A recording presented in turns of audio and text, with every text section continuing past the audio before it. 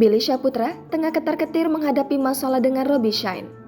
Billy Syahputra diketahui dilaporkan Robby Shine setelah dinilai melakukan tindakan penghinaan terhadap istrinya.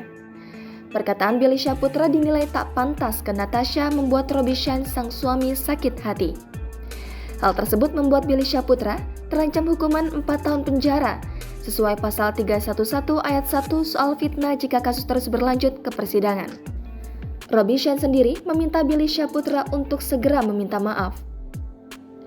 Mengutip dari akun Instagram Billy Sky 16 pada Minggu 25 September 2022, Billy Syahputra terakhir membagikan video ulang dirinya yang diunggah artis Tia Permatasari.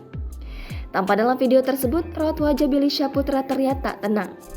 Adik mendiang Olga Syahputra diminta untuk senyum lantaran terlihat gusar. Hal tersebut membuat artis Tia Permatasari menggoda Billy Syahputra untuk bisa tersenyum. Diketahui jika Billy Syahputra dan Tia Permatasari tengah satu proyek kerja di sitkom SCBD di Trans TV.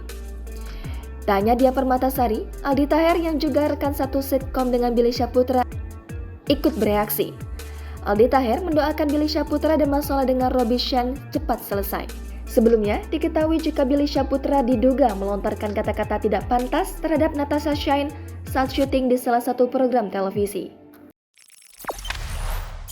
Jangan lupa subscribe, share, komen, dan like ya!